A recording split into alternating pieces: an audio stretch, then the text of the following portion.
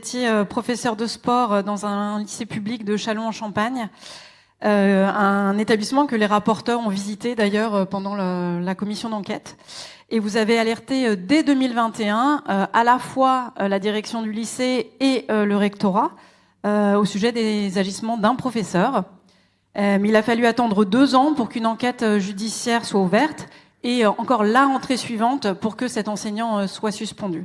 Il y a eu 9 élèves au total qui ont porté plainte pour viol, agression sexuelle et harcèlement moral et sexuel. Cet enseignant s'est suicidé et donc il n'a pas pu être jugé. Et vous avez payé, vous, professionnellement, le prix de votre action et vous avez été muté, vous avez changé d'établissement.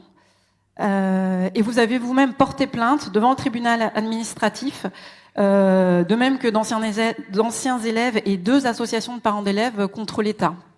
Est-ce que vous pouvez nous expliquer cette fabrique du silence que vous avez vécue ?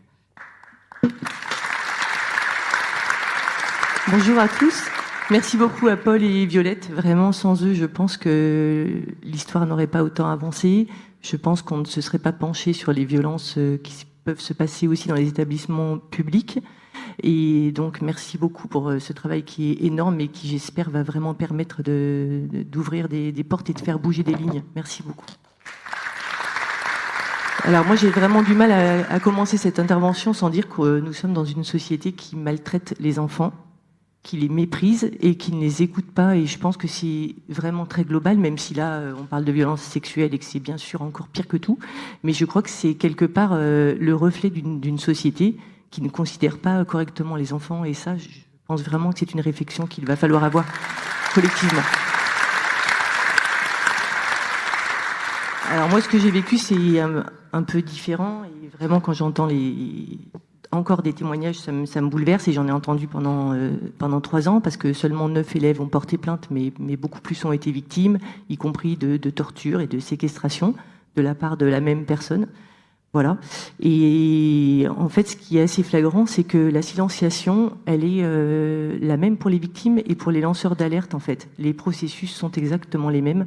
C'est-à-dire qu'il y a une silenciation assez directe, c'est-à-dire que, comme tu disais, Eric, on est traité de fou, d'affabulateur. Moi, j'ai été traitée de provocatrice, spécialement.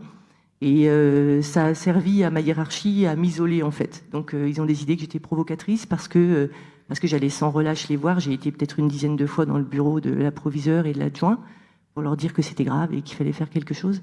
Et en fait, à chaque fois, j'ai vu de plus en plus que je dérangeais. Et mon travail, petit à petit, a subi les répercussions voilà, qui se suivent, qui font qu'aujourd'hui, j'ai pour l'instant plus de poste du tout, mais c'est vraiment pas le principal sujet, je pense.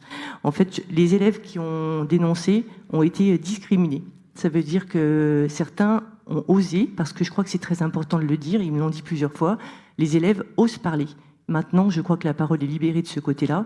Par contre, les adultes ne les écoutent pas.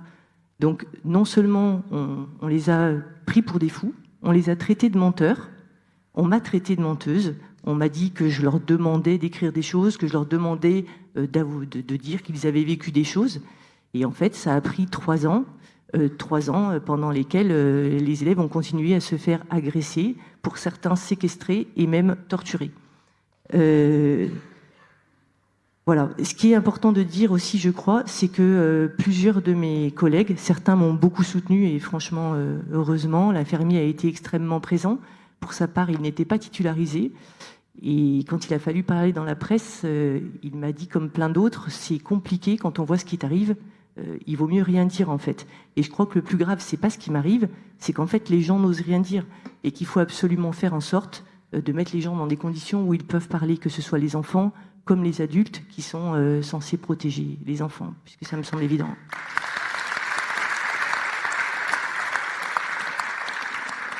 Je crois qu'il y a un autre truc qui m'a préoccupée pendant ces 3 années, parce que ça a duré longtemps, donc j'ai beaucoup réfléchi. Moi, j'ai été moi-même victime, et puis du coup, je crois que je suis devenue sauveur. Je ne sais pas ceux qui connaissent le triangle dramatique de Karpman, mais je crois que c'est vraiment intéressant de se pencher là-dessus quand on parle de violence sexuelle, parce qu'en fait... quand on passe de victime à sauveur, il faut vraiment s'interroger sur quel sauveur on veut être. Ça veut dire de ne pas se repositionner en victime, ce qui finalement est mon cas, mais réussir à simplement sauver les gens tout en restant soi-même et dans la dignité et puis aussi en sauvant sa propre peau. Et je crois que pour l'instant, si les gens n'arrivent pas à parler, c'est parce que jusque-là, les lanceurs d'alerte n'arrivent pas à sauver leur peau, en fait, quelque part. Donc là, l'important, c'est de sauver les enfants, bien évidemment. Donc je pense que quand on est lanceur d'alerte et qu'on est à l'écoute, il faut être proche des élèves. Et moi, on m'a reproché d'être proche des élèves. Dans un premier rapport d'inspection, on m'a dit qu'en fait, j'étais trop proche des élèves, que je les connaissais trop bien, que certains me tutoyaient, certains me parlaient, etc.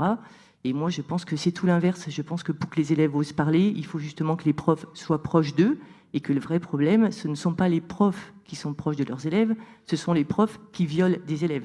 Donc je pense que réellement, le mieux à faire...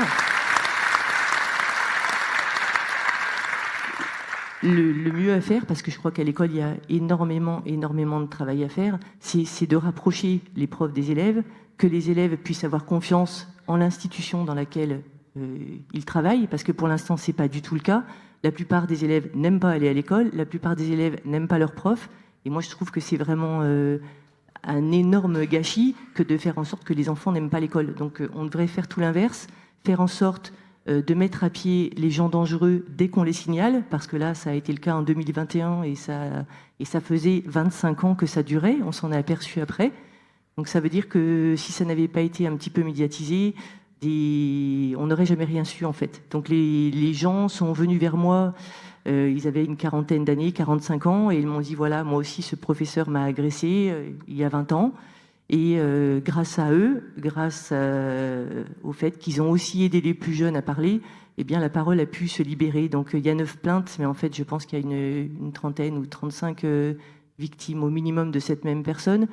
L'institution a nié, l'institution a fait une commission d'enquête nationale.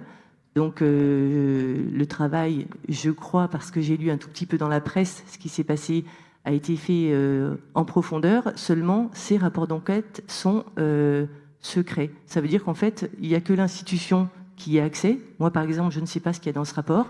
Les victimes ne savent pas ce qu'il y a non plus dans ce rapport.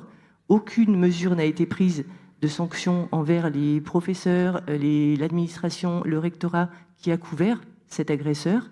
Et le rapport est confidentiel. Donc... on n'en a que ce que la presse veut bien nous donner. Voilà, donc moi j'espère vraiment que tout le monde un jour osera parler et que surtout ce sera fait en toute sécurité pour que nos enfants puissent aller à l'école sereinement.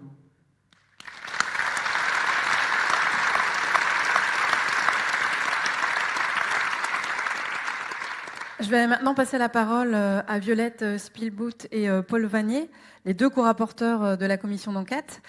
Après